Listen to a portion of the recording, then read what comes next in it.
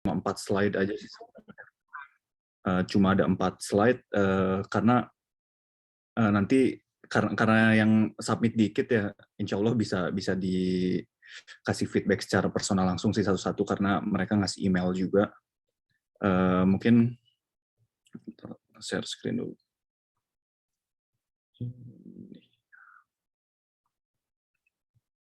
Oke, jadi sebelum mulai mungkin kalau teman-teman belum ada yang kemarin nggak datang, kalau dari saya sendiri untuk KAIS, karena sifatnya scholarship KAIS ini daftarnya ke profesor, jadi utamain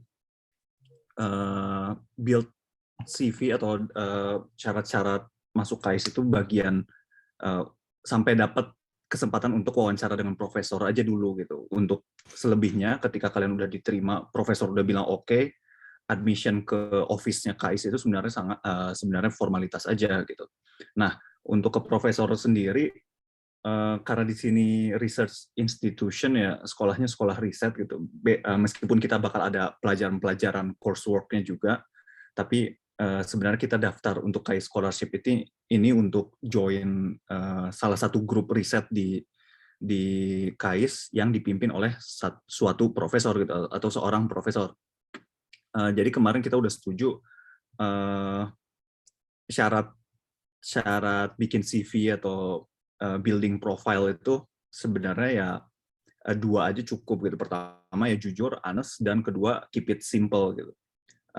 Dan juga kemarin mungkin di chat kan ada yang nanya kalau misal social science gimana.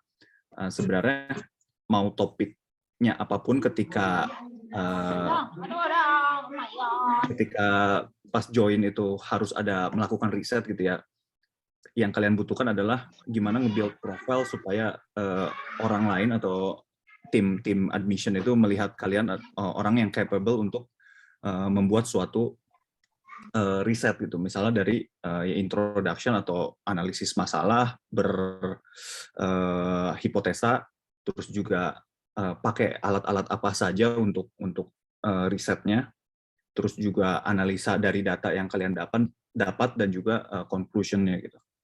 Jadi mungkin next kemarin dari 10 itu sebenarnya udah bagus-bagus sih isi CV-nya gitu. Maksudnya udah saya ngelihat teman-teman yang daftar ke sini tuh udah punya bayangan gitu sebenarnya saya pengen riset apa, tapi mungkin nge-build profile-nya yang belum kuat gitu, tapi nanti mungkin bisa diambil dari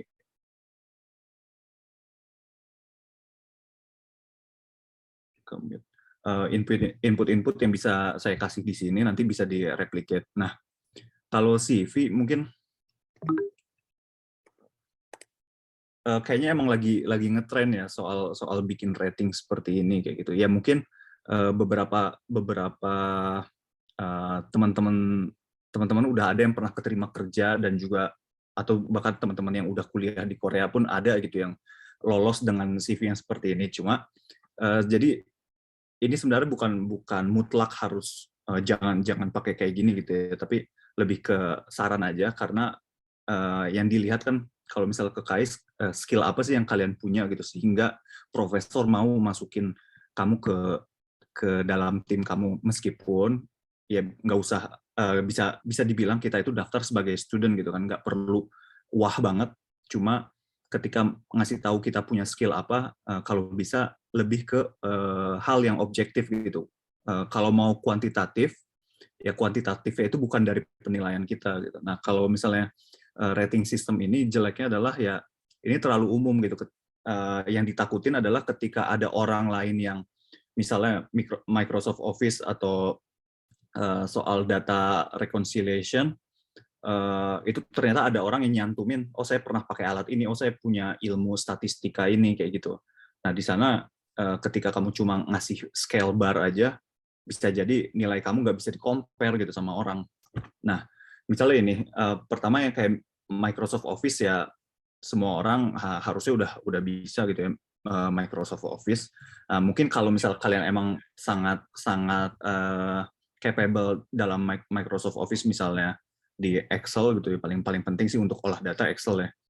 misalnya pernah pakai makro di sana atau pernah pakai pivot table kayak gitu yang lebih kompleks, itu bisa, saran dari saya lebih baik dijadikan skill yang kalian cantumin gitu. Kemarin dari teman-teman yang submit file-nya sebenarnya ada yang kayak gitu sih. Ada yang masukin skill spesifik dari Microsoft Office-nya. Terus kalau soal negotiation ini lebih baik sebenarnya arahnya daripada bentuknya scale bar yang kita nggak bisa menilai gitu, orang lain nggak bisa menilai kenapa dikasih misalnya ini kalau 1 sampai 10 di level 6 gitu, tapi kan 4 laginya apa itu kita sebenarnya nggak bisa tahu gitu, karena itu penilaian masing-masing gitu, subjektif dari orang yang bikin. Nah mungkin kalau misalnya dari bentuk negotiation itu lebih baik ditulis case atau achievement-nya secara khusus aja. Misalnya waktu itu saya juga nulis ini di bagian intinya sebenarnya pengen ngasih tahu saya bisa negosiasi, tapi saya tulisnya adalah achievement saya pernah menangin kontrak untuk waktu saya kerja dengan harga sekian gitu, dengan customer dari mana kayak gitulah. Kalau misalnya memang kalian mau bikin atau mau jual strong point negotiation kamu kayak gitu, dibandingkan cuma scale bar. Nah kalau English itu sebenarnya ya udah dijadikan syarat sama kampus juga kan, kalau English udah punya test score minimum dan ya udah let the number speaks for itself gitu, nggak perlu kalian bikin scale bar lagi. Terus juga kemarin ada yang nulis English itu ada yang nulis basic, intermediate kayak gitu, terus atau ada yang nulis B2. Ya B2 itu sebenarnya ada sih angka ekivalensinya gitu. Kalau misalnya kalian ambil IELTS atau TOEFL, tapi lebih baik mending keluarin angka TOEFL aja. Kalau buat teman-teman yang belum punya sertifikat bahasa Inggris yang mahal gitu, maksudnya kan yang IELTS atau TOEFL yang IBT, mungkin bisa start dari yang ITP dulu aja gitu, yang harganya lebih murah. Atau bahkan kalau di KAIS bisa pakai apa namanya, lupa kan, TOEIC. Nah, bisa pakai TOEIC, itu kan lebih murah lagi. Terus kalau ya data sebenarnya nyambung ke Microsoft Excel. Kalau misalnya kalian punya skill yang lebih spesifik application-nya, kalau misalnya orang-orang yang biasa ngolah data antara causation dan correlation kayak gitu kan biasanya ada ya ilmu-ilmu randomization gitu dari statistik yang biasa pakai MATLAB atau pakai Python, atau untuk simulasi statistika ada Monte Carlo simulation kayak gitulah. Jadi kalau saya yakin teman-teman yang di social science pun belajar sedikit lah untuk nggak tahu juga ya, sedikit atau bahkan lebih banyak lagi, tergantung dari riset yang kalian nature dari risetnya gitu ya. Tapi yang jelas kalau misalnya kalian punya olah data untuk ke KAIS, kalau bisa dijual aja gitu, dijual sebagai oke, saya itu adalah profil orang yang strong gitu di poin ini. Selanjutnya kalau bisa, kalau di Korea itu kalau misalnya mau apply di Korea, include maksimum skor dari GPA gitu. Kalau misalnya kalian punya GPA segini, kasih tahu berapa maksimumnya, karena ya di Korea itu rata-rata 4,3 atau 4,5, jadinya kan rugi nih kalau misalnya kita tulis misalnya 3,19, kalau misalnya profesor nganggapnya itu maksimum range-nya di 4,3 atau 4,5 gitu, padahal GPA 3,19 kan cukup bagus juga, udah highly satisfactory gitu kalau misalnya di Indonesia. Nah ini juga write correct predicate if necessary gitu. Kalau nggak salah ya 3 itu udah highly satisfactory. Kalau misalnya emang cum laude, pasti orang-orang cum laude pasti nyantumin kan. Oke. Paling itu sih, biar supaya nggak rugi aja gitu. Saya takutnya ketika kamu nulis kayak gini, profesornya nggak familiar, malah menjudge kamu dari nilai maksimumnya Korea kayak gitu.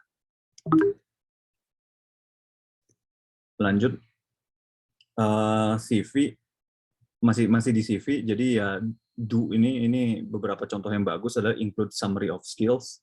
Kalau misalnya kalian emang punya skill khusus, apalagi ini riset banget ya, ini bagus banget kalau untuk KAIS, itu ditulis. Jadi bagaimana kamu sangat familiar dengan suatu teknik gitu, entah itu teknik cara ngambil datanya gitu. Ini ada beberapa alat ambil data gitu, misalnya UV-Vis atau cara analisanya ya, misalnya lewat statistik atau yang lain gitu, atau dari pengolahan data di Excel kayak gitu juga nggak apa-apa sebenarnya.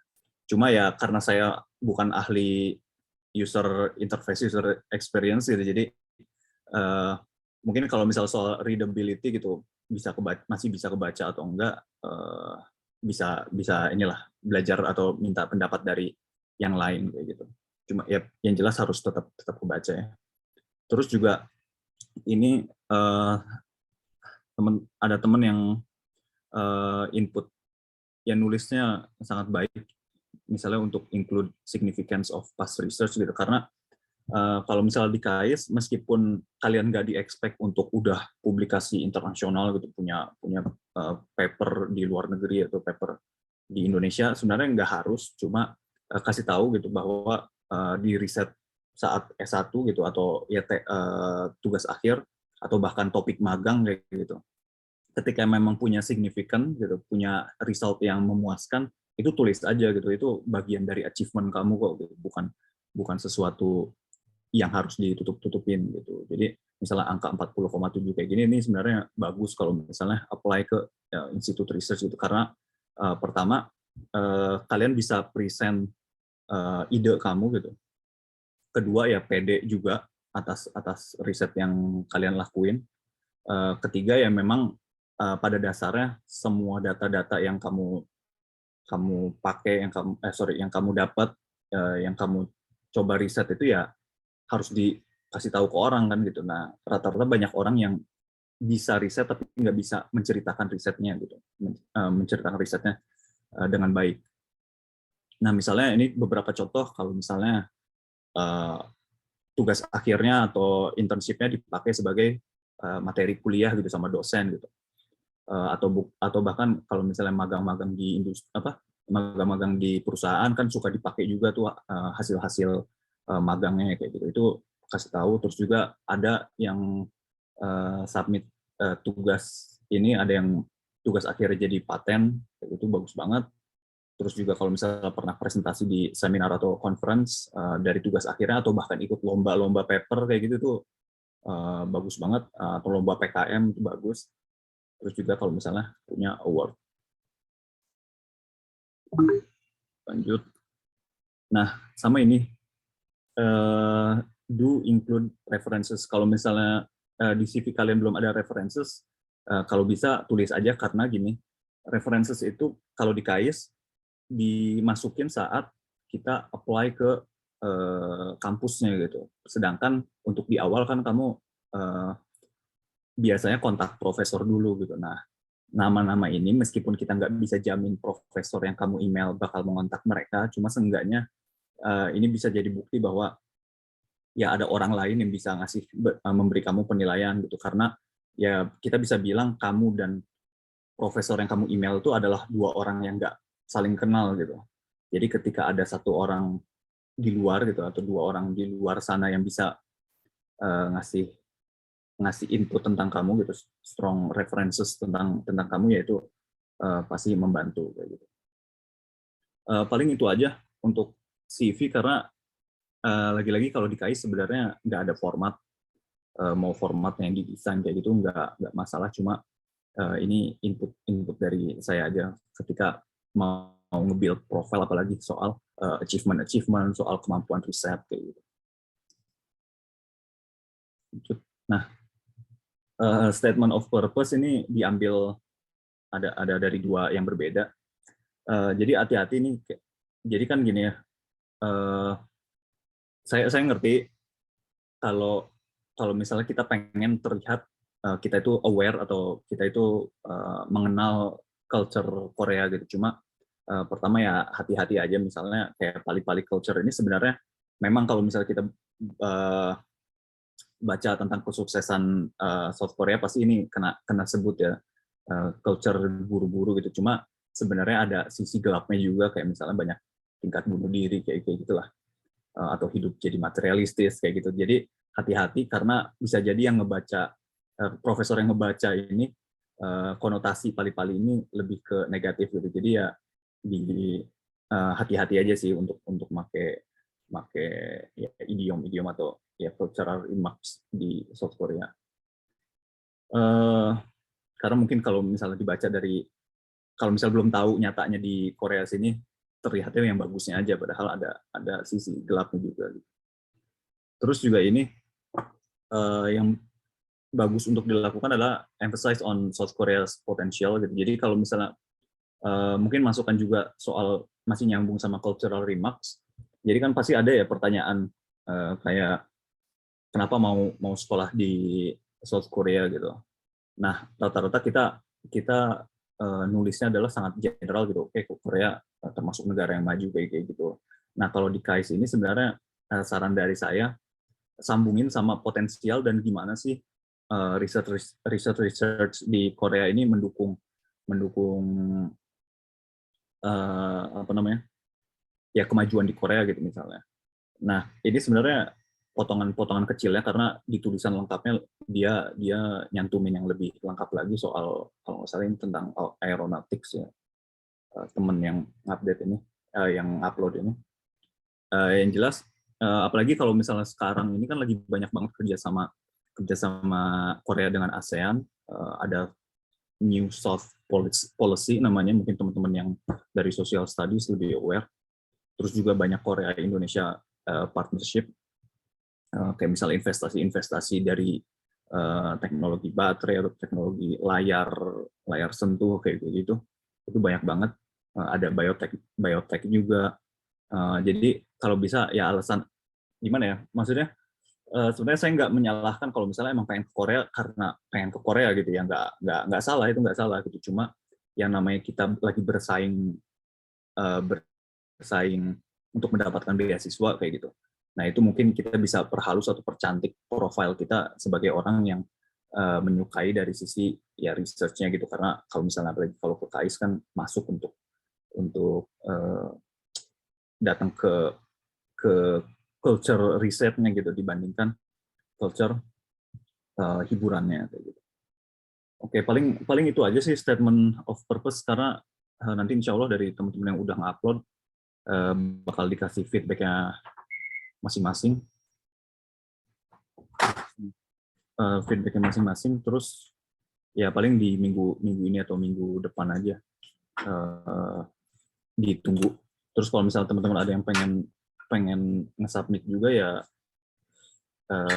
silahkan hubungi lewat LinkedIn juga nggak apa-apa.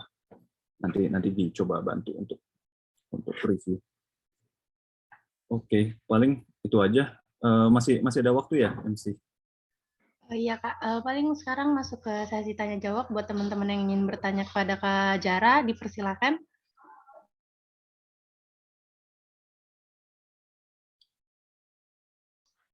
Untuk raise hand ya.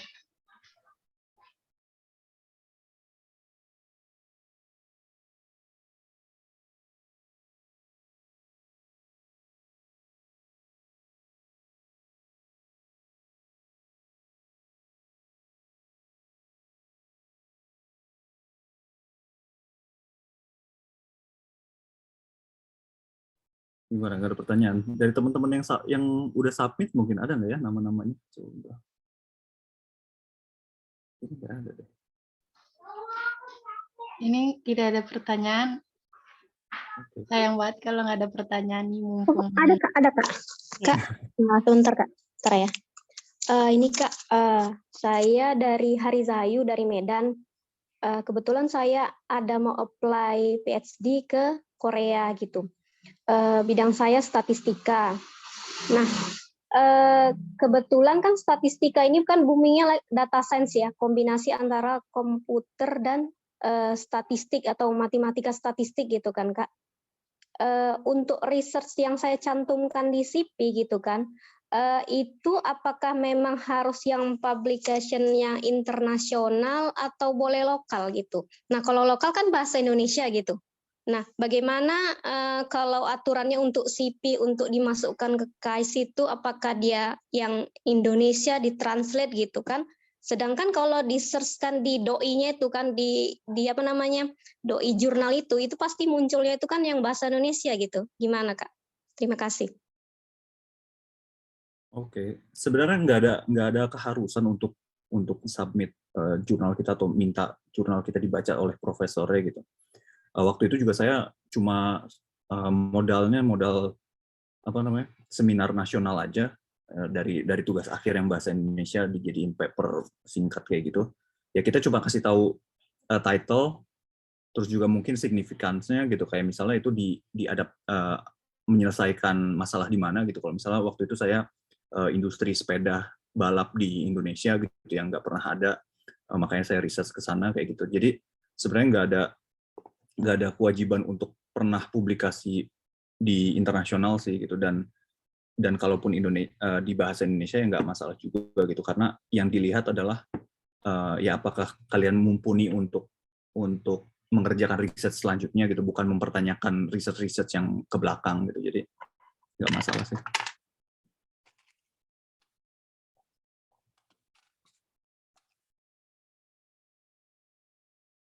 Ya, seperti itu Kak Hariza. Apakah ada yang ingin bertanya lagi? Boleh di raise hand atau di chat. Oh ya, kepada Kak Anissa Sukma dipersilahkan untuk bertanya. Iya, halo Kak Cara. Mau tanya, kan apa ini lab yang aku lihat di KAIS itu, yang aku mau masukin itu kan dia ada websitenya gitu. Nah, kan tadi kan katanya dari kemarin tuh kata kakak kan kalau bisa ngehubungin profesor dulu sebelum submit admission-nya ke KAIS. Nah, di websitenya itu sebenarnya lab-nya itu juga kayak dia udah buka admission sendiri gitu loh sebelum masuk ke univnya. Itu lebih baik ngehubungin profesornya apa admission ke email lab-nya gitu. Makasih Kak. Oke, kalau misalnya emang labnya ngasih email terpisah untuk daftar jadi lab mereka, silakan apply ke sana aja gitu. Berarti itu justru yang ideal sih, ketika profesor ngasih tahu atau ketika satu grup itu ngasih tahu ada bukaan di labnya gitu. Kalau berarti kalau yang kayak gitu artinya ya welcome banget, dan maksudnya kita bisa jamin mereka punya dana untuk ngasih scholarship ke kita kayak gitu. Karena ya bisa dibilang ketika lab-lab itu nggak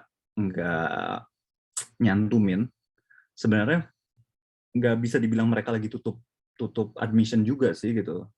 Tapi bisa jadi memang mereka nggak pernah ngiklanin aja gitu. Jadi kita agak tebak-tebakan gitu apakah profesor ini lagi buka lowongan atau enggak gitu ya, lowongan untuk jadi student atau enggak. Jadi kalau misalnya case seperti itu, apply ngikutin lab-nya aja dulu gitu, karena nanti setelahnya profesor udah bilang oke, yang lainnya udah tinggal formalitas aja, dan kayak tim admission itu nggak bisa bilang enggak gitu ketika ya udah ada grup yang mau ngasih kamu duit kok gitu ke sini. Gitu.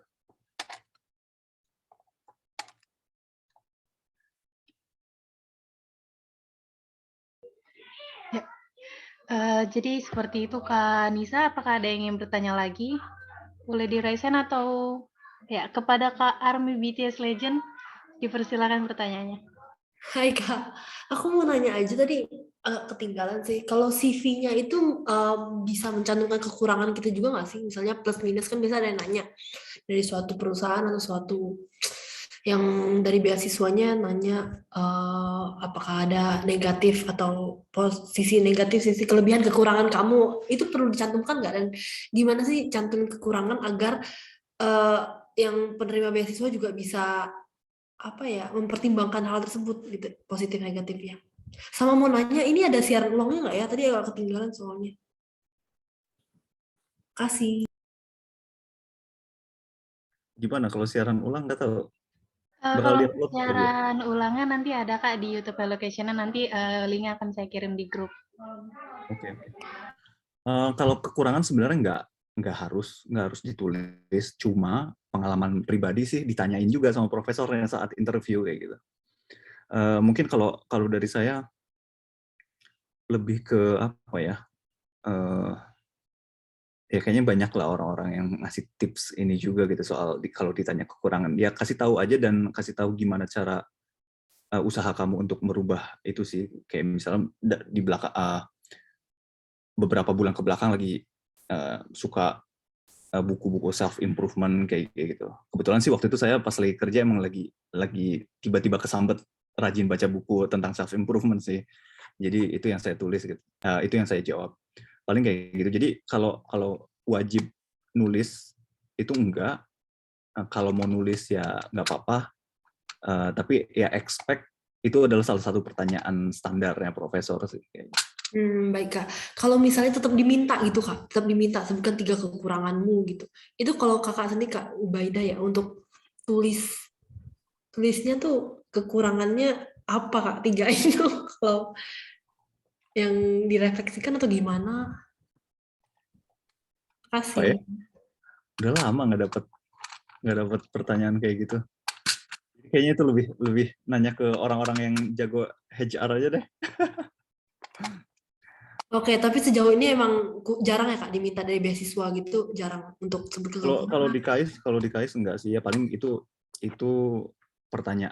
bagian pertanyaan dari introduction aja gitu waktu itu juga gitu. Karena jadi waktu itu kayak ya ceritain about me gitu kan ya, about you, terus kasih tahu kelebihan kekurangan sama ya kayak hobi gitu aja sih, cuma perkenalan aja, bukan yang diserang di arah sana gitu. Apa yang kamu udah lakukan untuk overcome itu kayak gitu. Jadi nggak kayak gitu sih kalau pengalaman interview profesor di KAIS gitu. Lebih ke ya pengen tahu excitement kamu aja dalam apply S2 gitu.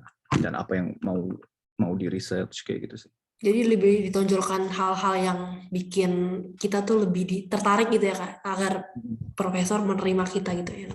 Excited. Terima kasih Kak. Ya, terima kasih pertanyaannya. Ada yang ingin bertanya lagi atau enggak nih? Boleh raise hand atau di chat juga nggak apa-apa. Tadi ada yang raise hand. Cuman siapa ya? Oh, Kasita. Pada Kasita dipersilakan.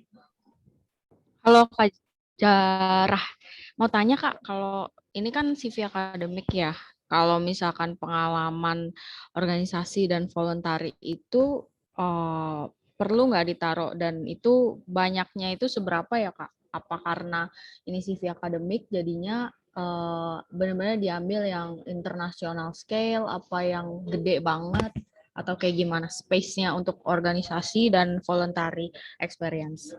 Terima kasih. Ya kalau sebenarnya nggak ada salahnya sih. Ya jadi itu seperti yang saya bilang, di KAIS sih nggak ada permintaan khusus soal CV, formatnya mau kayak gimana, mau sepanjang apa gitu. Cuma kemarin yang saya kasih tahu itu kalau bisa ya build profile kamu itu sebagai orang yang siap gitu untuk melakukan research selanjutnya. Nah, kalau misalnya dengan organization itu kalian bisa merangkai profile kamu sebagai mendukung untuk studi atau research kamu, ya nggak masalah sebenarnya. Dan waktu juga kalau misalnya nanya pengalaman saya cuma nyantumin ya emang dulu juga pas di ITB cuma aktif di situ aja sih. Ini aja, kalau bukan BEM sih, disebutnya himpunan jurusan aja gitu. Dulu di himpunan jurusan pernah jadi community development gitu, bagian community development gitu. Dan itu sebenarnya cukup sih. Ya kalau misalnya memang kayak misal aktif organisasi yang di bagian riset atau akademik itu jauh lebih bagus ya, karena nyambung banget gitu sama apa yang mau ditunjukkan. Tapi yang jelas nggak ada salahnya, dan bisa dibuat sebagai poin bahwa kalian itu suka dengan beberapa hal gitu. Itu juga hal yang baik kok, bukan nggak mengurangi nilai gitulah. Oke Kak, mungkin kayak ambil ini ya, inline-nya kayak mungkin ada skill-skill di riset kayak nulis atau project management gitu ya, yang udah pernah dilakuin di organisasi sebelumnya.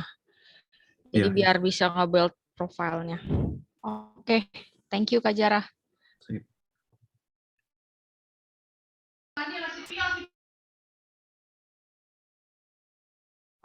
Ada yang ingin bertanya lagi? Ini. Kak Irma Della.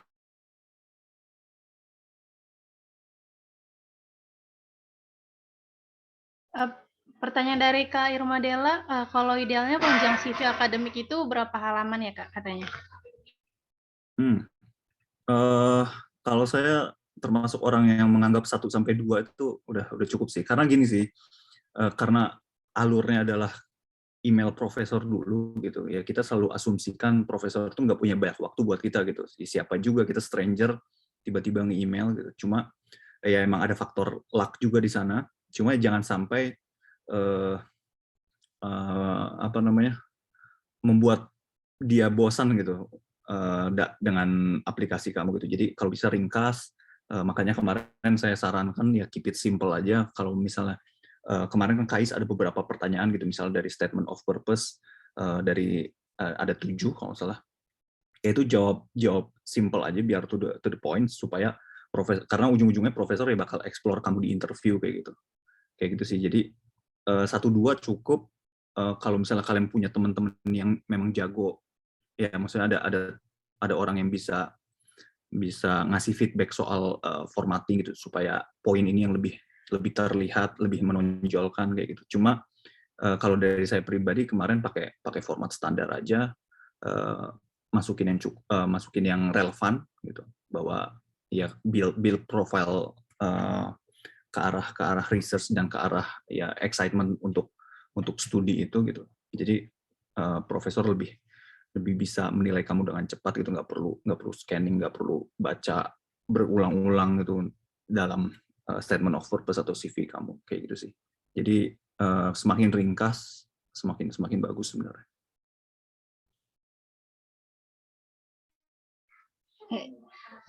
Pertanyaan selanjutnya kepada Kak Rizky, dipersilahkan. Ya, makasih kesempatannya. Kak, yang saya ingin tanyakan itu ngadapin interview dari profesor kita itu kita harus nganggapnya kayak apa ya? Apakah wawancara studi atau lebih mirip ke wawancara kerja? Soalnya misalnya gini, kan kayak nge-explore pribadi kita kan udah pasti. Terus apakah ada kayak teknisnya gitu atau gimana? Kurang lebih seperti itu, Kak. Kasih. Kalau pengalaman saya sama nanya ke teman-teman Indonesia yang lain di KAIS ini, waktu itu sempat nanya-nanya beberapa orang dari beberapa jurusan, nggak pernah ada yang ditanya teknis sih. Lebih ke ya pengalaman S1 kamu, atau kalau misalnya udah kerja, pengalaman kerjanya apa gitu. Lebih ke pengen tahu personal aja, karena ya itu kita datang ke sini kan bakal diajarin lagi gitu. Cuma ya kita bawa apa ya, bawa modal itu sebagai orang yang mau belajar aja sebenarnya cukup itu. Kita mengiklankan kita sebagai orang yang mau belajar, mau bersaing itu dalam artian ya mau memperbaiki diri gitu, maksudnya mau ya lebih pintar lagi gitu dari sisi kelas-kelas yang mau kita ambil kayak gitu, atau enggak apa namanya, topik-topik research yang kita pengen perdalam kayak gitu sih. Jadi nggak pernah waktu itu bahkan saya nanya ke temen yang computer science gitu, yang kalau misalnya mereka pada apply kerja kan rata-rata disuruh live coding gitu ya, mereka nggak ada sama sekali yang ditanya tentang coding sih gitu.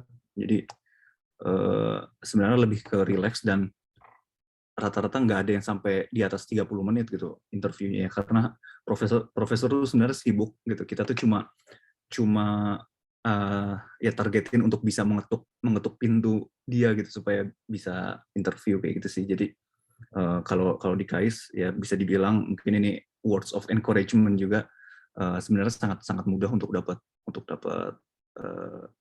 beasiswanya.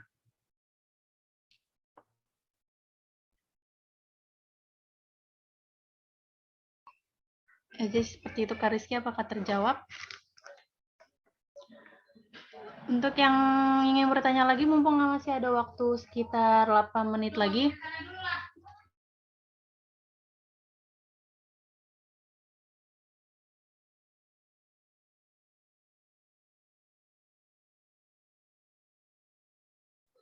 Apakah ada lagi yang ingin bertanya?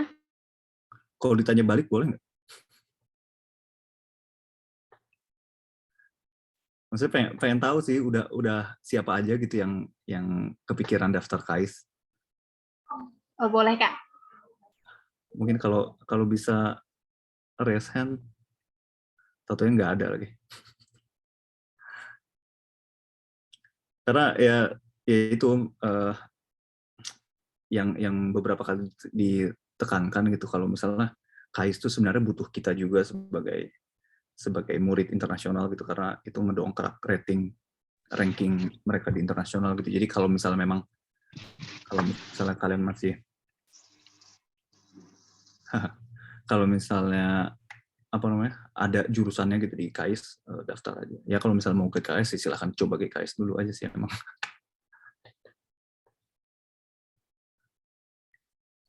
Ini ada yang raise hand lagi, Kak Rizky lagi, Kak Oki dulu ya. Tadi Kak Rizky udah kan ya? Pada Kak Oki dipersilakan. Oke, selamat sore Kak Zara. Ini saya mau nanya, boleh diceritain nggak Kak struggle atau adaptasinya ketika mulai kuliah gitu? Karena maksudnya sejauh ini sih kalau misalnya aku ikut webinar itu kan kebanyakan soal pendaftarannya, tapi mungkin nggak terlalu banyak diekspos bagaimana proses studinya gitu. Misalnya kayak ya dalam seminggu kita berapa hari kalau misalnya untuk yang S2 gitu. Terus kayak struggle-nya apakah metode belajarnya itu memang misalnya kayak hanya 2 jam di kelas, sisanya independent study gitu. Nah itu sih Kak struggle-nya dan bagaimana maintain stress managementnya itu kayak gimana. Terima kasih. Oke. Kalau di KAIS, karena kita masuk ke suatu lab gitu, itu jadi ada office hour-nya. Tapi sebenarnya itu tergantung lab juga ya. Teman saya di Business Administration KAIS yang di Seoul itu nggak ada office hour. Terus juga meskipun ada office hour, biasanya kalau grup-grup yang masih aktif itu foreigner itu nggak banyak tugas dari lab gitu, karena semua urusan lab gitu, kayak misalnya laporan pendanaan ke Kemenristeknya sini gitu ya, ke Kementerian Risetnya, kayak gitu mereka full Korean kan, dan kita nggak perlu ikutan kayak gitu di bagian office-nya. Jadi pure kalaupun ada office hour biasanya dipakai untuk research kita sendiri, untuk tesis kita sendiri. Terus juga kalau ada kelas-kelas gitu, kita ngambil paling juga 3 kelas atau 4 kelas lah maksimum per semester. Itu ya di kelas itu kita bisa keluar gitu, misalnya ke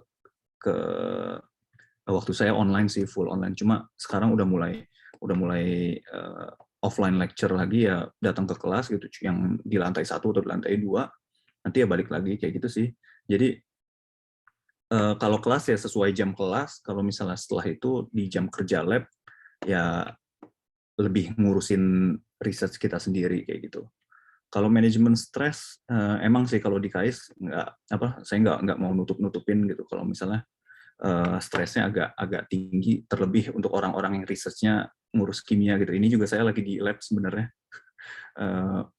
masih di lab gitu. Cuma sebenarnya flow risetnya tergantung kita sendiri sih gitu. Nggak dituntut kayak gimana gitu ya. Bener-bener kita yang ngurus waktu sendiri aja.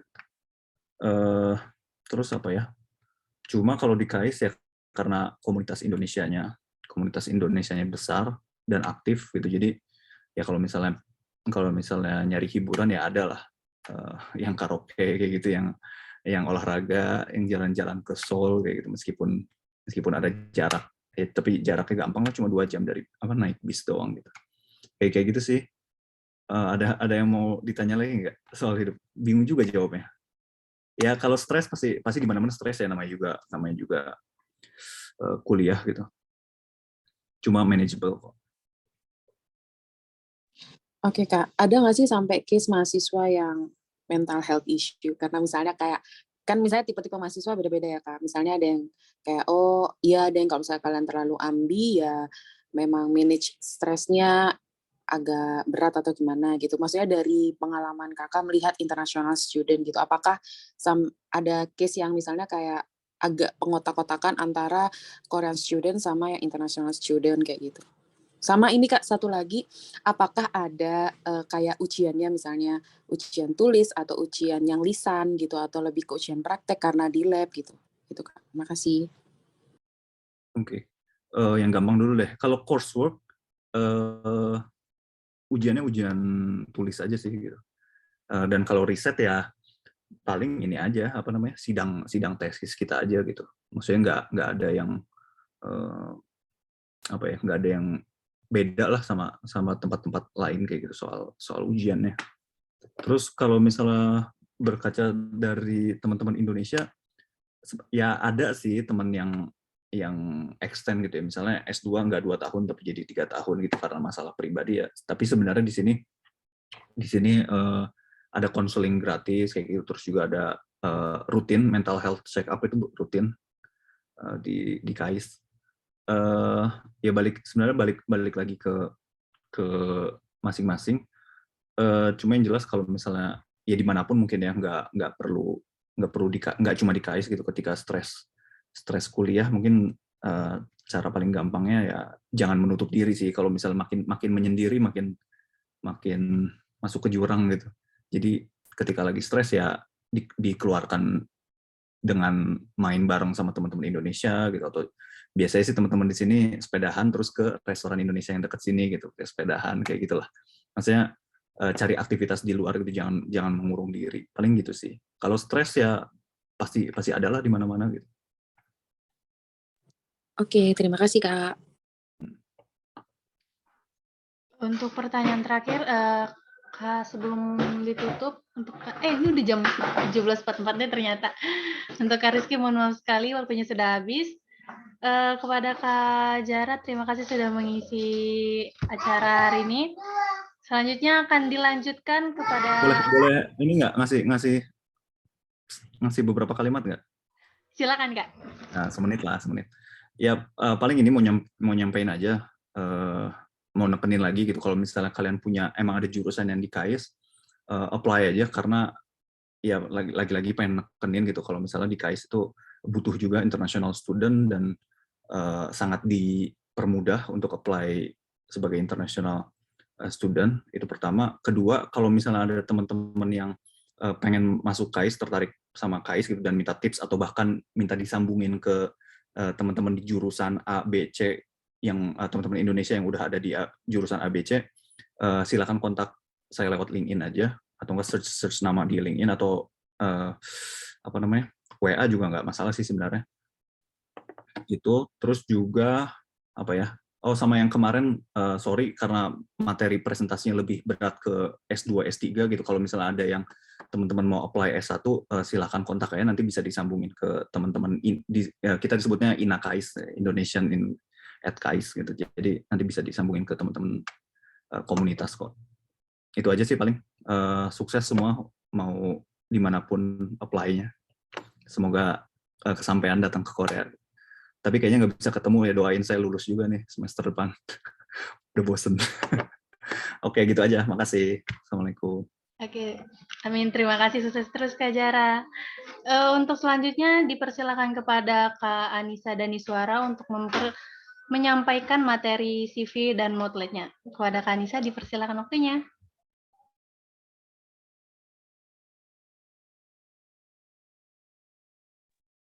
Oke, makasih Fionita. Aku izin share screen ya.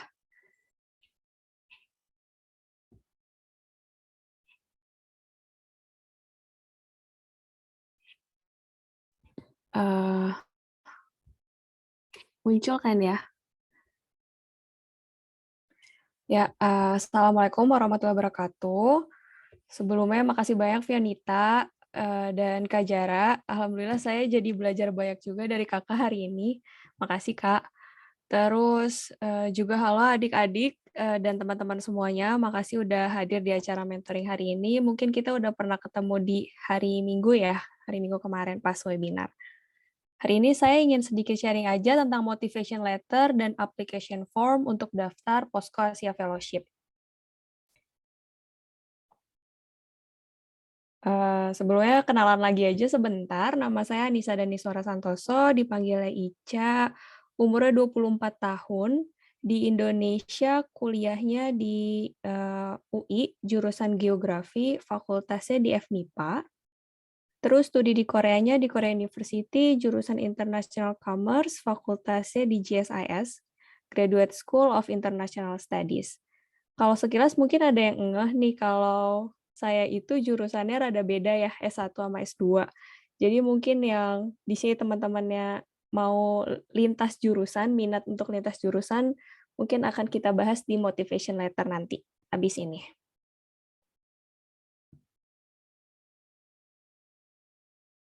Outline-nya hari ini yang pertama overview sedikit dari Posko Asia Fellowship, terus bahas tentang application form dan statement of purpose.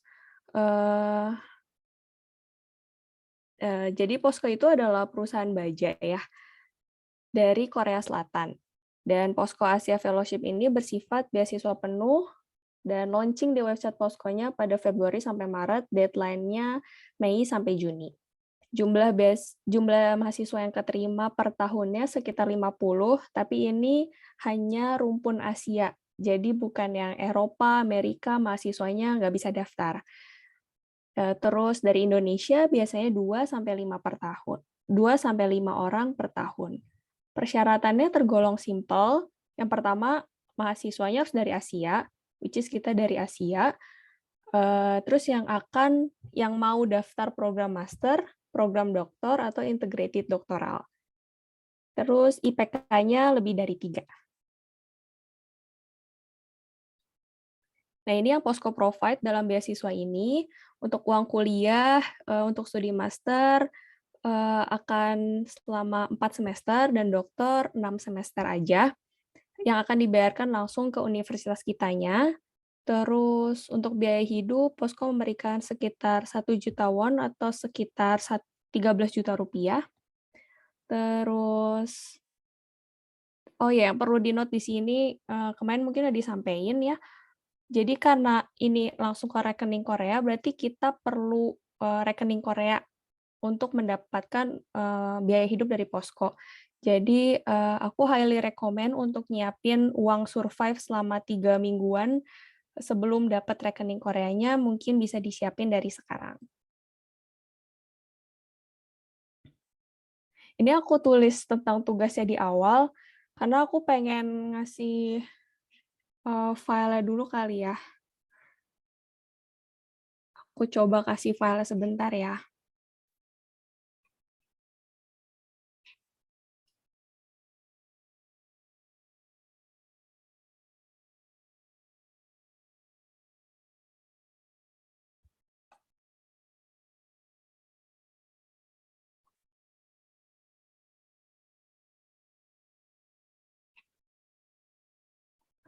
Oh, ternyata aku nggak bisa kirim lewat sini, kenapa ya? Yaudah, kita lanjut aja kali, bentar ya. Nanti aku kirim sama panitia filenya di WA ya.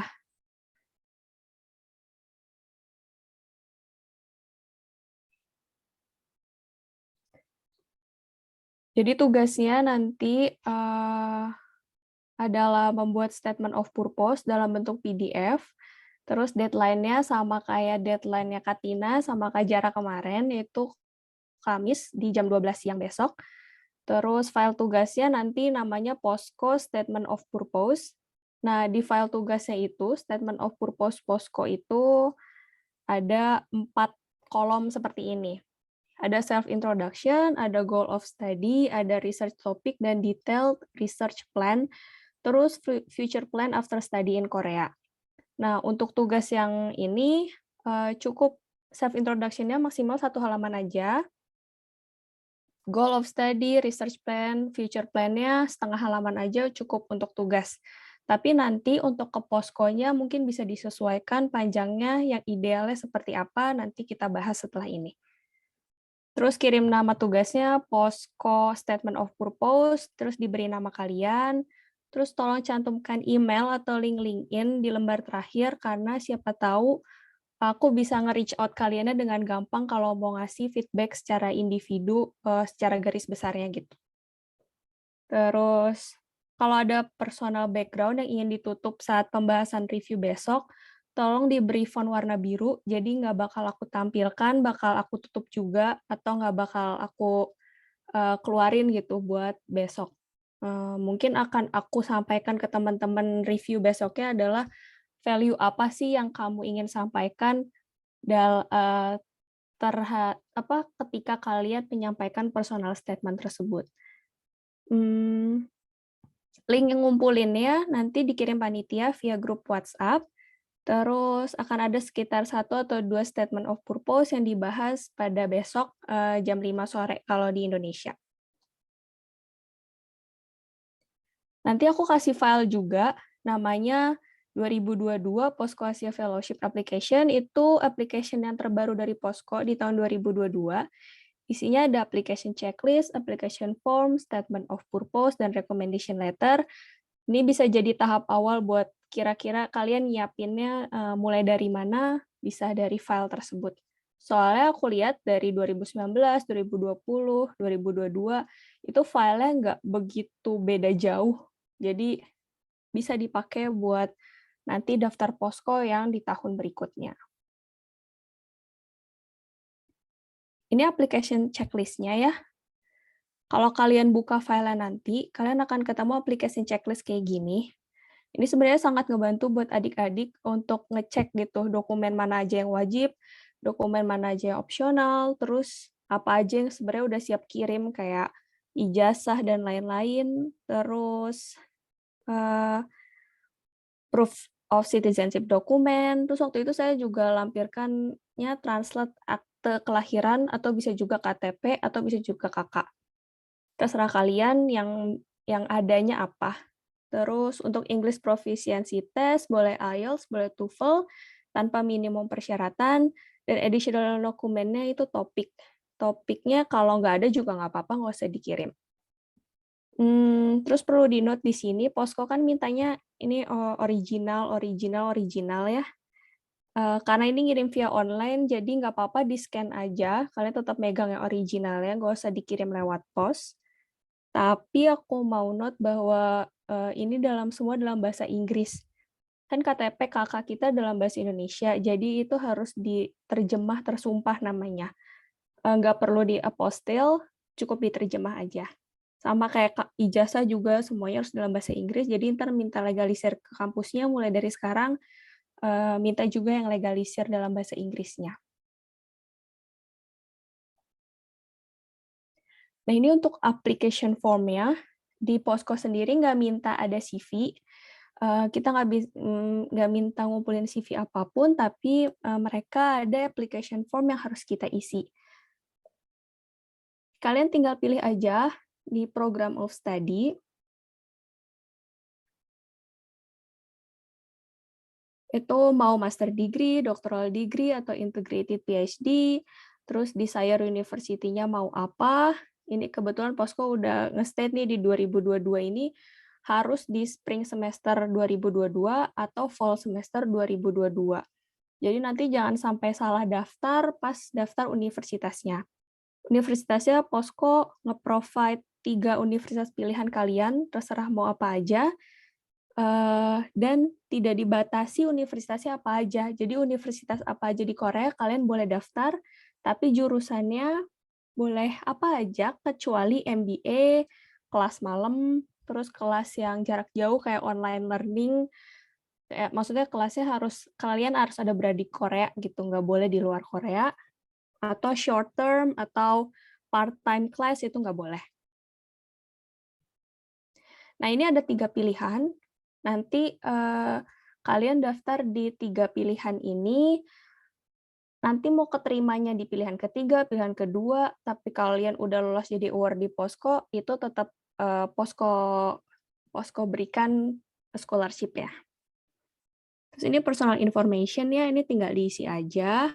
Terus academic history-nya, kalian isi aja. Sebenarnya ini nggak harus dari TK, nggak harus dari SD juga. Menurut aku pribadi ini cukup dari kuliah aja.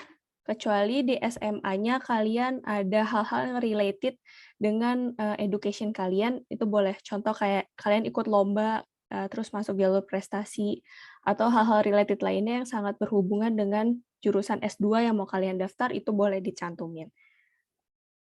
Terus ini employment history-nya, nggak harus yang full time working, boleh yang part time, atau kalian ngajar private selama kuliah 4 tahun itu boleh.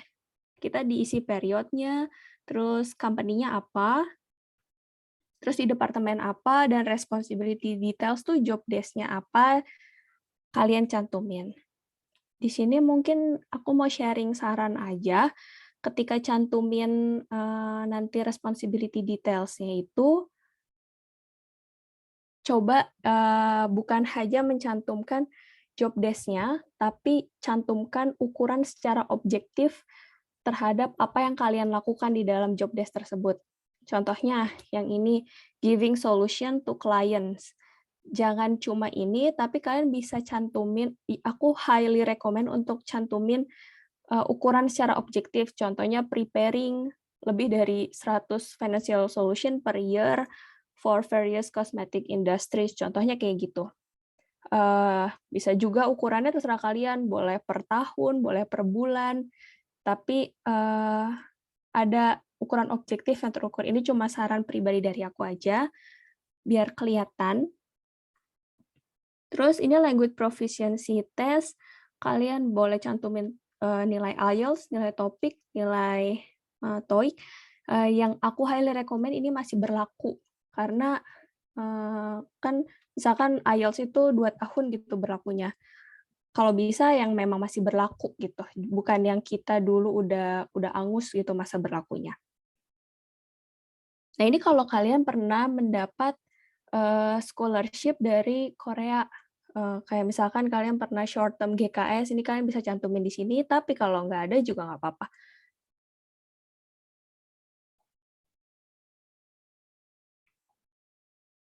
Nah, ini untuk statement of purpose. Terus, nah ini bagian self introduction-nya. Posko tuh ingin kita include perihal financial situation, terus various activities, terus extra activities, family and education background. Terus, menurut saya saran penulisannya ini biar sistematis ya, tapi brief, jelas, dan nyambung. Itu coba kita bahas satu-satu ya. Di self of introduction ini, Posko ingin kita include perihal yang tadi udah aku sebutin. Menurut saya saran penulisannya ini biar brief, biar sistematif itu boleh banget ikutin saran aku di 3 poin yang ini. Jadi yang pertama, bisa state of purpose, diiringi dengan pengenalan diri. Habis itu bisa masuk ke family background dan financial situation. Untuk opening paragrafnya bisa dimulai dari value keluarga kalian, terus yang ikut turun andil dalam pengembangan karakter, attitude, mindset, dan value yang kalian pegang terus. Terus kalian juga bisa state financial situation karena memang Posko minta itu. Kenapa aku jadiin ini berdampingan, family background sama financial situation? Karena itu tuh berkaitan erat gitu, financial situation sama family background. Jadi biar alurnya nyambung dan jelas dan sistematis, jadi aku highly recommend buat disambungin. Terus yang ketiga, education background. Nah, ini tuh bisa diintegrasi sama aktivitas-aktivitas lainnya. Contohnya kayak research, terus ada extra activities kayak yang misalkan udah sambil bekerja, terus ada yang bangun bisnis, atau internship, atau magang, atau organisasi, atau volunteer, atau hal-hal yang kalian passion gitu, kalian senang di arts, atau apa, bisa dicantumin di sini. Ini notes dari sharing saya aja ya. Yang pertama tuh, jadi diri sendiri, karena setiap orang kan punya autentik yang beda-beda. Semua orang beda-beda, jadi nggak perlu minder kalian IPK-nya berapa, selama itu memasuki syarat yang Posko mau. Nggak perlu minder kalau misalkan belum pernah ke yang ikut organisasi-organisasi internasional atau apa, nggak apa-apa, pokoknya jadi diri kalian aja, be the best version of yourself. Terus, karena saya juga percaya perjalanan hidup seseorang itu more meaningful and more complex daripada selembar resume gitu. Dan 3-4 lembar statement of purpose. Tapi yang saya harap dari statement of purpose ini, kita bisa memberikan gambaran apa sih yang Posko ingin tahu dari kita tuh sampai pesannya. Terus tadi ya harus berceritanya secara brief, poin-poinnya harus sistematis, alurnya jangan loncat-loncat. Terus perhatiin juga bahasa Inggrisnya atau ini bisa ditulis dalam bahasa Korea dan bahasa Inggris. Jadi tolong perhatiin grammar-nya, vocab-nya, dan lain-lain. Jangan sampai ada yang salah dari hal-hal teknikal. Terus related to your studies, jangan di luar konteks. Terus percayalah bahwa yang baca application form kita itu manusia, a human. Terus yang baca application form juga seorang a human gitu. Jadi tulislah something sebagai a normal human being. Jadi being a human aja gitu, nggak apa-apa, nggak usah dilebih-lebihkan, nggak usah dibuat aneh, dibuat apa, nggak, kayak diri sendiri aja gitu. Nah, dari self introduction ini saya juga harap bisa sedikit menggambarkan kalian sebagai kesatuan yang utuh, bukan hanya perihal award, tapi tentang perjalanan yang dimana kalian itu grow as a human being in professional context and personal context yang related. Terus yang ini, balik lagi ke yang tadi ya, kan ini ada 4 bagian. Self-introduction, goal of study, research plan, sama future plan-nya. Ini aku saranin, Posko tuh ngasihnya 2 lembar. Tapi Posko nggak ngasih maksimum, nggak ngasih minimum juga. Jadi menurut aku pribadi, yang ideal itu untuk self-introduction 1 sampai 1,5 halaman itu udah cukup. Terus goal of study 1,5 sampai 1 halaman. Terus research topic itu 1/2 halaman cukup. Terus future plan 1/2 halaman cukup. Jadi total-total sekitar 3 sampai 4 halaman itu sudah maksimum menurut aku.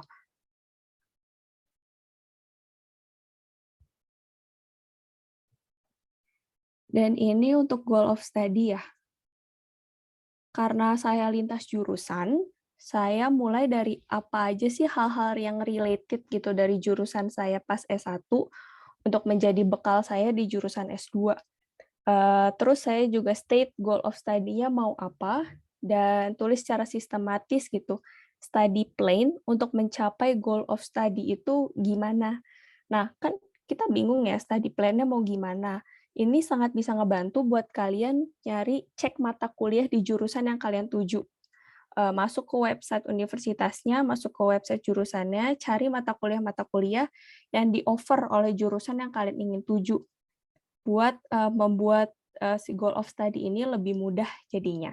Karena kalian punya gambaran yang jelas, nanti kalian kuliah di jurusan itu tuh mau belajar apa aja, terus per semesternya tuh alurnya gimana ya. Oh, ini basic foundation yang harus kuat tuh di semester 1 ini. Terus, oh nanti semester 2 tuh saya akan dapat ini. Oh, ntar akan ada konteks misalkan ketemu sama orang luarnya tuh, pas field study contohnya atau gimana tuh, semua biasanya ada gambaran umumnya di website-nya.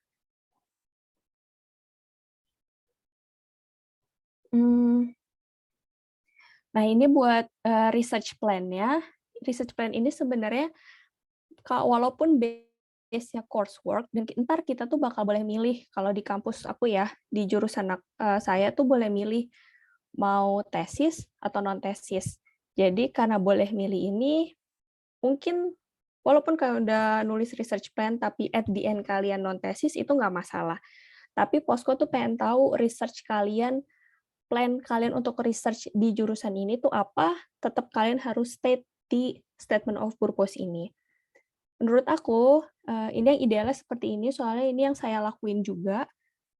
untuk paragraf 1 sampai 2, sekitar 1 paragraf atau 2 paragraf, kalian bisa cantumkan background-nya, purpose of research, sama urgensinya of research-nya apa, sama boleh banget state of your research title, walaupun hampir bakal diganti. Terus planning metodologinya nggak usah terlalu detail, karena kan kita masih belum ikut metodologi yang kelas metodologi yang S2-nya, jadi nggak apa-apa yang kalian pernah baca studi-studi terdahulu aja yang kalian minati gitu, si research topiknya di sini.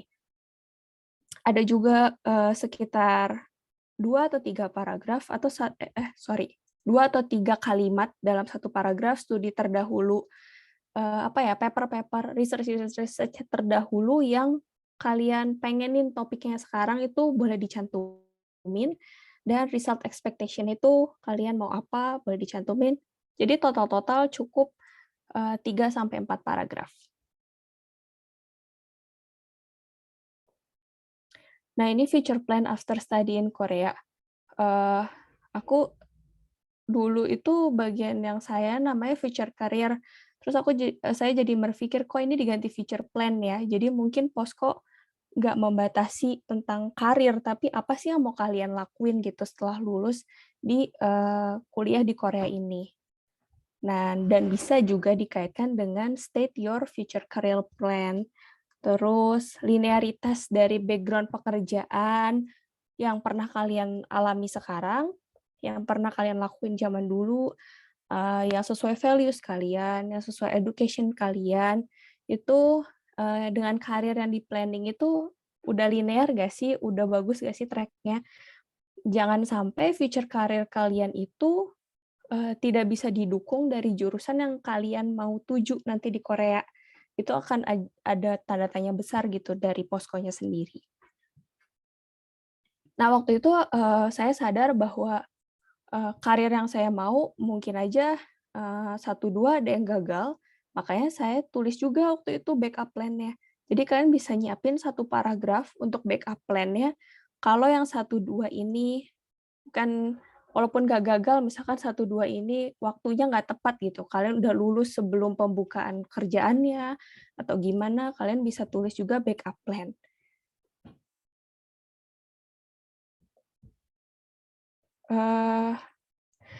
Terus sekian sih itu dari saya cuma mau nyampein, saya ingat Ketua BEM UGM pernah bilang, kita di dunia bukan saja harus jadi manusia baik, tapi jadi sebaik-baiknya manusia. Yaitu salah satunya yang memberi manfaat bagi orang banyak. Jadi saya harap beasiswa ke Korea ini, kuliah ke Korea ini bisa menjadi suatu platform atau tools gitu yang membantu kita berbuat kebaikan dan kebajikan di suatu saat nanti. Jadi ada ribuan pintu peluang beasiswa. Semoga Posko Asia Fellowship bisa jadi salah satu pintu yang bisa adik-adik coba. Dan saya harap dibukakan pintu yang paling baik. Sekian dari saya kembalikan ke Fionita. Terima kasih. Ya, terima kasih Kak Nisa, materinya sangat membantu sekali. Untuk sekarang saya membuka sesi pertanyaan. Ada yang ingin bertanya, boleh di raise hand atau di chat di kolom komentar, nanti akan saya bacakan pertanyaannya.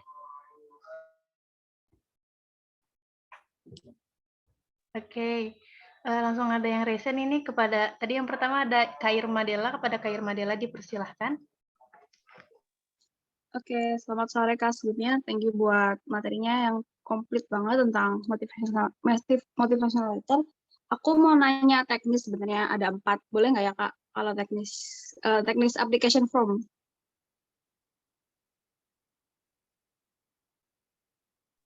Oh boleh Irma Della silahkan.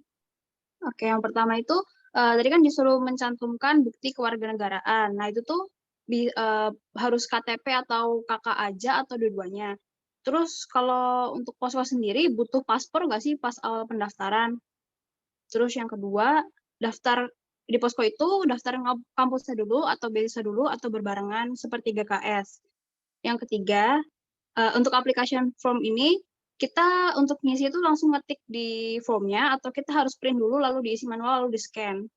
Dan yang keempat, kalau untuk employment tadi bisa diisi seperti asisten dosen atau asisten penelitian kayak gitu nggak sih Kak? Atau harus yang bener-bener kerja di luar kampus atau gimana gitu Kak? Thank you sebelumnya. Oke, makasih Irmadiela pertanyaannya. Tadi aku lupa nyatet, jadi misalkan aku ke-skip ngejawab, tolong di reminder lagi aja ya. Siap Kak, siap. Tadi yang pertama itu boleh KTP, KK, atau harus dua-duanya. Kalian pilih salah satu aja. Nggak perlu semuanya dicantumin, cukup salah satu juga boleh. Terus yang kedua, ini alurnya kayak GKS gak ya? Aku coba share screen alurnya kali ya, sebentar ya.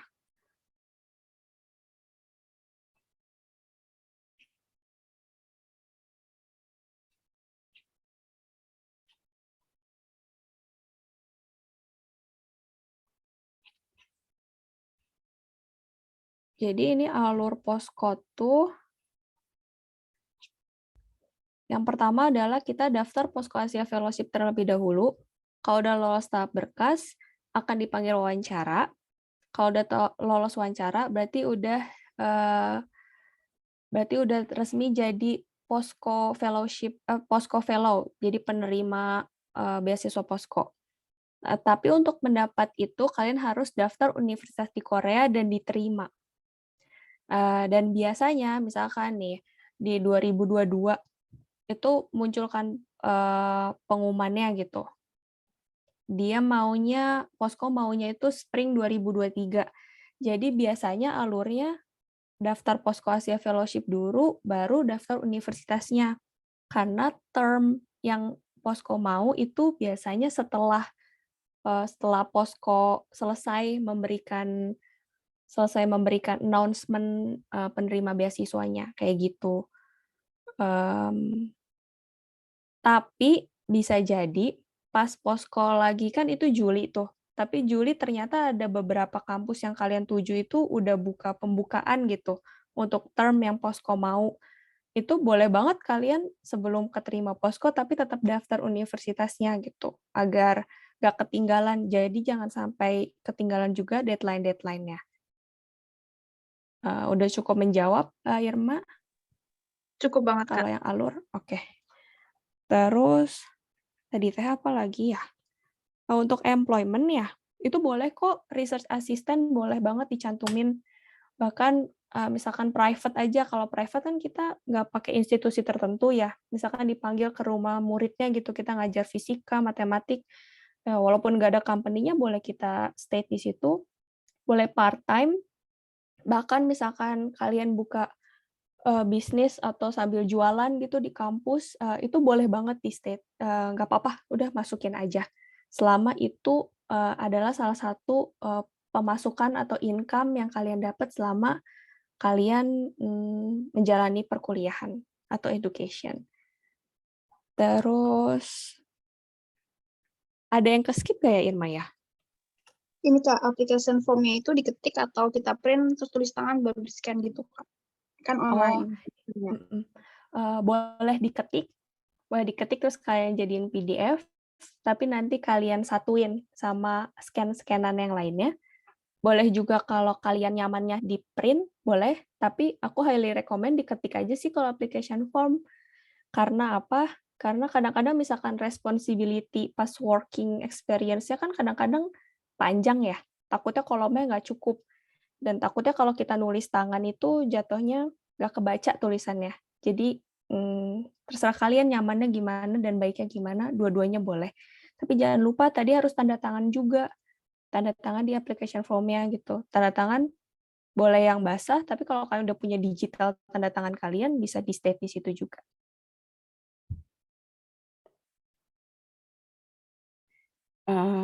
Gitu Irma. Udah terjawab? Thank you banget Kak, udah terjawab semua. Makasih banyak. Oke, sama-sama. Oke, ini ada pertanyaan lagi Kak dari Kak Oki. Kak Anissa, terkait study plan berarti dijelaskan sesuai jumlah kampus yang diambil. Misal ada 3 kampus yang dijelaskan, mau belajar apa di kampus tersebut dan jurusannya tersebut gitu ya. Oke, makasih Fionita dan Oki. Ambil salah satu kampus yang paling pertama aja. Jadi kalian state-nya di kampus pilihan pertama aja. Dan kalau bisa, aku highly recommend jurusannya sama. Jadi jurusannya di 3 pilihan kampus tadi tuh jurusannya nggak beda-beda gitu. Karena linear jadinya penjelasan kalian yang mendukung, mau kalian daftar SNU, KU, atau Yonsei, kalian tetap daftarnya contohnya sama kayak jurusan aku, International Commerce, yang statement of purpose yang kita cantumkan itu bisa juga mendukung pilihan kedua sama pilihan ketiga tadi, tapi di statement of purpose kalian cukup cantumkan satu pilihan yang pertama aja. Begitu, Oki.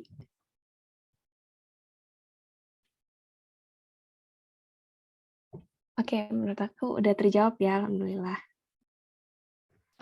Pertanyaan selanjutnya ada dari Kak Siti Faikotul. Kalau posisi kita saat mendaftar posko adalah sebagai mahasiswa magister di dalam negeri, kampus dalam negeri, apakah masih diperbolehkan daftar posko untuk jenjang magister juga?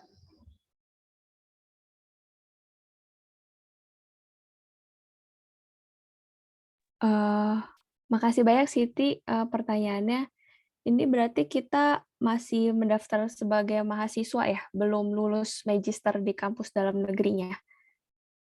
Kalau masih berarti belum ada sertifikat graduation-nya, aku nggak tahu ya, karena ini teknis dari poskonya, tapi seingat aku boleh untuk mendaftar selama kalian itu mau mendaftar magister di Korea. Jadi syaratnya kan yang tadi mahasiswa dari Asia, terus yang kedua kalian tuh pingin mendaftar, ada planning mendaftar untuk ke magister di Korea, terus yang ketiga IPK-nya di atas 3. Jadi menurut aku boleh, tapi tolong dikonfirm via email juga ke pihak poskonya, soalnya takut salah karena ini sifatnya esensial persyaratan teknis. Terus mungkin nanti kamu akan punya challenge menjelaskan ketika wawancara kenapa mau pindah negara, apa yang membuat beda, apa yang membuat kamu bisa bertumbuh lebih baik as a professional and personal context. Terus mungkin itu yang akan ditanya. Soalnya akan ada challenge-challenge pertanyaan lanjutan terhadap pilihan kamu, dan aku yakin semua decision yang terbaik ada di kamu. Semangat, Siti. Terima kasih, semoga terjawab ya.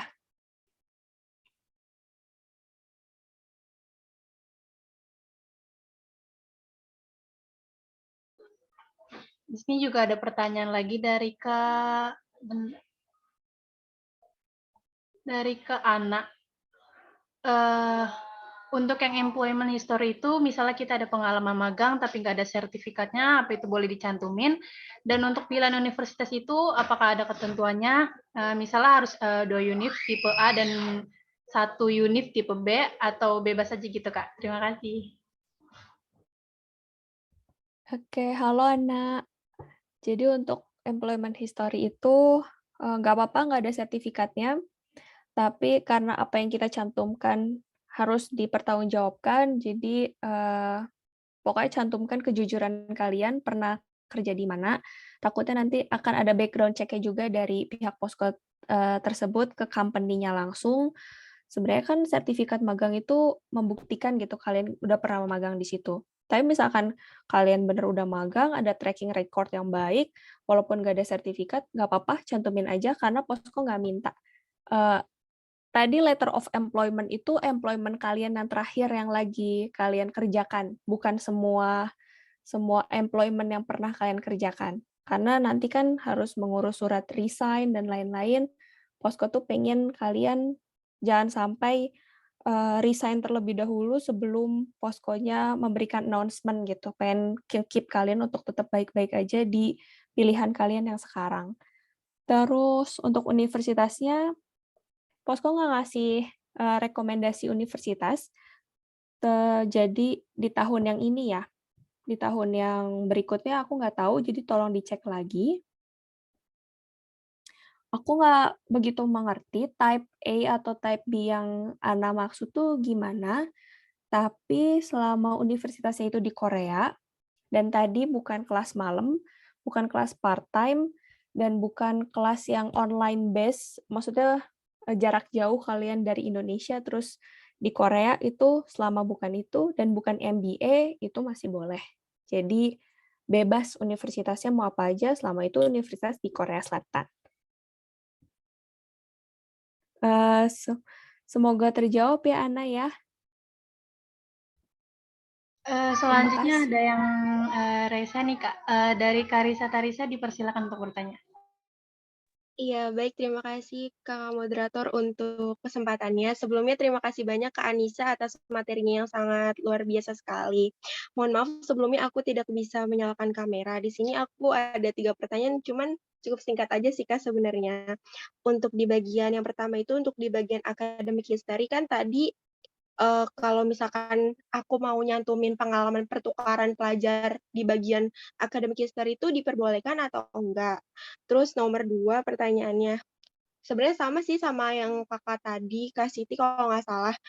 Kalau aku kan kerja ngajar bimbel gitu ya Kak, nah itu kan nggak ngeluarin surat keterangan bekerja di situ tuh, apakah itu jadi problem atau enggak atau gimana gitu Kak? Terus pertanyaan nomor 3, tadi kan kakak bilang kalau misalkan posko ini menyesuaikan dari pembukaan pendaftaran di universitasnya. Nah, kalau misalkan kondisinya kita sudah mendapatkan LOA, itu apakah diperbolehkan untuk daftar ke posko atau kita harus daftar posko dulu, baru daftar ke universitasnya gitu, Kak? Terima kasih. Makasih Risa ya pertanyaannya. Aku coba jawab ya. Yang academic history pertukaran pelajar itu boleh dicantumkan di kolom akademik selama itu mungkin dalam jangka waktu yang nggak terlalu singkat. Contoh, pertukaran pelajarnya bukan hanya cuma 3 hari gitu, atau seminggu, tapi dalam konteks waktu yang durasinya kalian udah stay di tempatnya dalam waktu aku nggak tahu ya berapa pilihan objektifnya, tapi aku highly recommended yang pertukaran pelajar yang Risa maksud adalah yang nggak terlalu pendek ya durasinya, yang udah bisa kamu bisa menceritakan negaranya itu value culture-nya kalian udah bisa belajar banyak gitu di situ. Terus yang kedua, boleh employment-nya boleh banget sama kayak tadi private tutor aja kan kita nggak dikasih gitu ya sertifikatnya. Jadi boleh banget kalian cantumin asalkan selalu bisa kita pertanggungjawabkan ke originalitasnya gitu, credibility-nya. Jadi jangan pokoknya harus yang jujur gitu. Boleh banget Risa. Terus LOE-nya selama term-nya itu masuk ke dalam term yang Posko provide. Contoh misalkan di tahun 2020 gitu ya. Posko ngebuka opening beasiswanya untuk term fall 2020 atau spring 2021. Selama LOE yang kamu punya itu ada di term LOE studi di luar negerinya ada di term fall 2020 atau spring 2021, itu boleh banget, highly recommended banget malah untuk daftarin di Posko. Tapi kalau di luar term itu berarti mungkin harus ikut Poskonya ketinggalan Posko yang kemarin, yang 2019, atau kalau termnya terlalu jauh, misalkan fall 2021, fall tuh sekitar Oktober ya, Oktober-Agustus, itu berarti highly recommend untuk daftarnya di Posko yang tahun depannya gitu. Semoga terjawab Lisa ya. Oke, terima kasih Kak atas jawabannya. Oke, karena waktunya udah singkat, tinggal 4 menit lagi, jadi aku kasih 1 pertanyaan lagi untuk Kak Husnul, tapi tolong pertanyaan yang singkat untuk menyingkat waktu ya Kak. Terima kasih.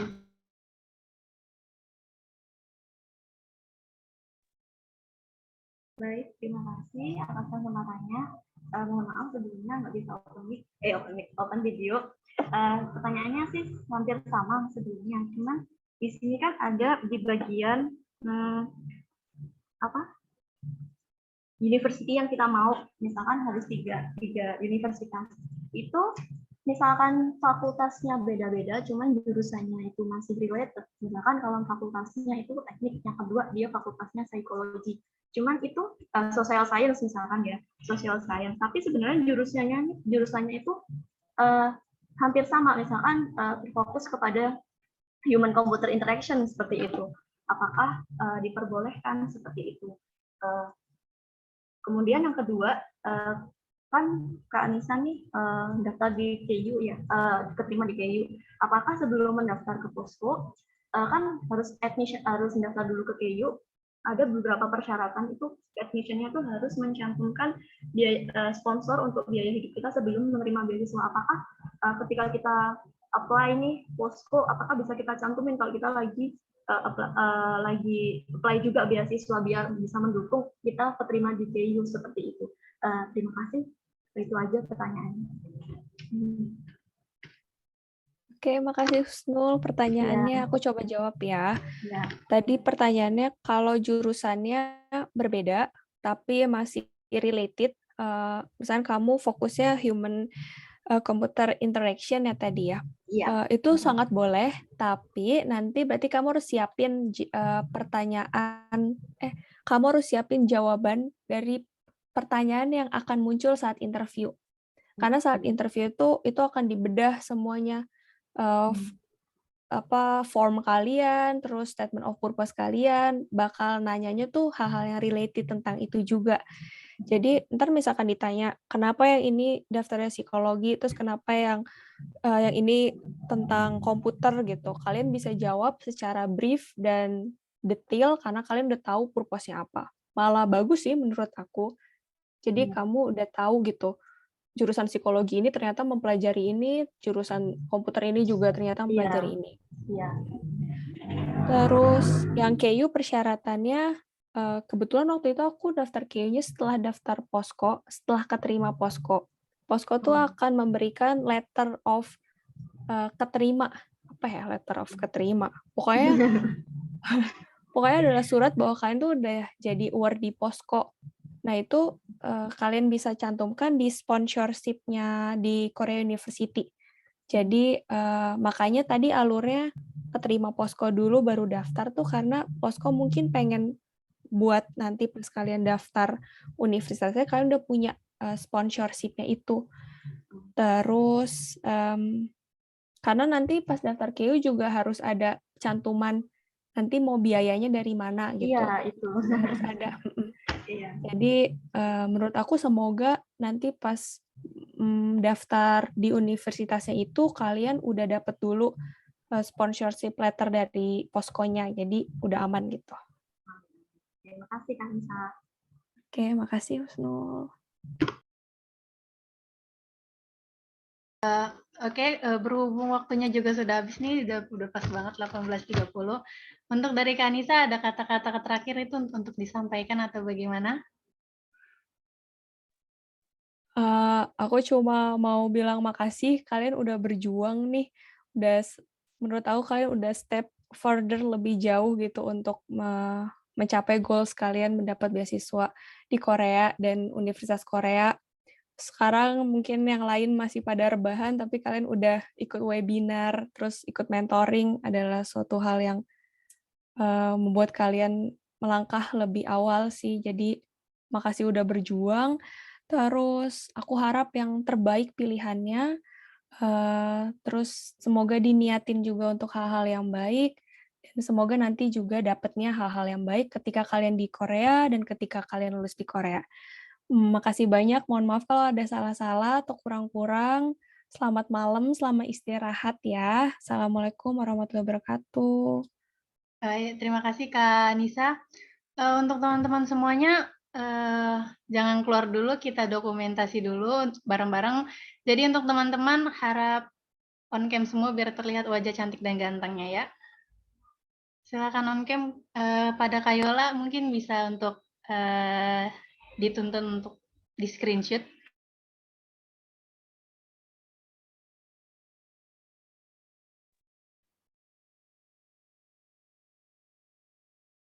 Oke, bentar. Satu, 2, 3.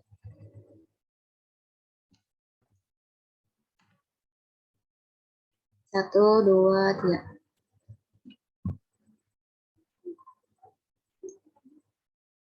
Tapi ini belum on cam semua nggak apa-apa? Ya mungkin nggak apa-apa Kak, langsung di screenshot aja.